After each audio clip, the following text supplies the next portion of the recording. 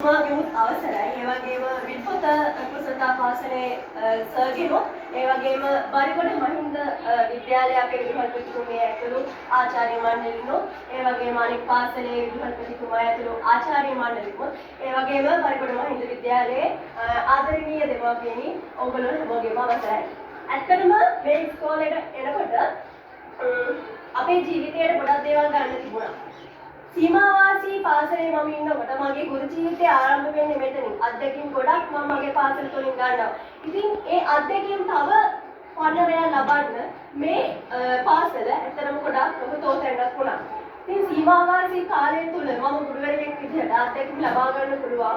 උපරිම මට්ටමේ දරුවන්ට අනාගතයේ කරන්න ඕනි මොනවාද කියන දේවල් මේ පාසලේ තුලින් මට ලබා ගන්න පුළුවන් වුණා. අනාගතයේ ගුරුවරයෙක් විදිහට දරුවෙක් කොහොමද සමාජයට යොමු කරන්නේ? සමාජයේ නිකන් ගිහින් පැනකලා නිකන් අර සර් කිව්වා වගේ ඕප්පු ගානේ පාලම් ගානේ ඉන්නවට වඩා A level පාස් නැතත් ඕන්ලයින් හරියට පාස් නැතත් එයාගේ ජීවිතේ එයා කොහොමද ඉස්සරහට යන්න පුළුවන් තෝතැන්නක් මේ පාසල තුලින් ලැබෙනවා. ඇත්තටම මම ඒ ගැන විදුහල්පතිතුමාට ගොඩාක් ස්තුතිවන්ත වෙනවා. මොකද ජීවිතේ කියන්නේ ඒ කියන්නේ අකුරු කරලා පොතපතින් කඩපාඩම් කරලා ගිරව් වගේ පාඩම් කරන එක විතරක් නෙවෙයි.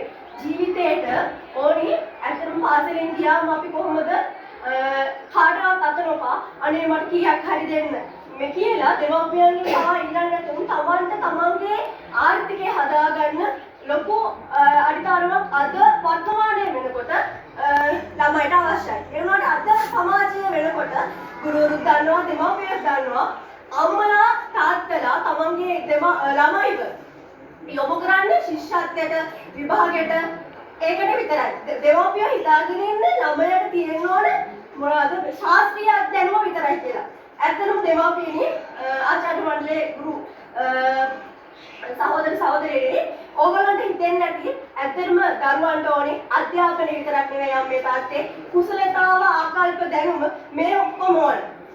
ජෝන් ඩොවි රූසෝ මහත්මා ගාන්ධි ඒ තවස්වල ඉඳලම ඒ කාලේ ඉඳලම එක එක සංකල්ප දෙමින් කුසලතා හස්ත කර්මාන්තයෙන් කරන්න ඕනේ කියලා විවිධ ආකල්ප ඒ රටවල් තුළ ඒ කාලේ ඉඳලම තිබුණා. ඉතින් ලංකාවේ ඒක නැහැ. අපි ඒක සංකල්ප රූසෝගේ මහත්මා ගාන්ධිගේ සංකල්ප ලංකාව තුළ ප්‍රචලිත කරමු. ඒක ඔබේ පාසලෙමුත් මගේ පාසලෙමුත් පටන් ගමු. ඉතින් මම අන්තිම අවසාන වශයෙන් ඔයගොල්ලන්ට කියනවා ඕගොල්ලන්ගේ පාසලේ විදුහල්පතිතුමාට අනිත් දෙමාපියෝ එකතු කරගෙන දායකත්වයේ දක්වන්න. එතකොට මේ ලංකාවටම පුළුවන් මේ හොඳ අධ්‍යාපනයක් ලබන්න. හොඳ අධ්‍යාපනයක් කියන්නේ ශාස්ත්‍රීය අධ්‍යාපනය පමණ නෙවෙයි. හස්ත කර්මාන්තයේ හැම දෙයකින්ම ළමයා කුසලතාවලින් පරිපූර්ණ ළමෙක් හදන්න දායාද කරන්න ඕගොල්ලන්ට හැකියාව ලැබේ. ඉතින් මම අවසාන වශයෙන් ස්තුතිවන්ත වෙනවා මේ පාසලේ විදුහල්පතිතුමා ආචාර්ය මණ්ඩලයේ හැම කෙනෙකුටම තව තවත් මේ වගේ හොඳ දේවල් කරන්න ස්තුතියි.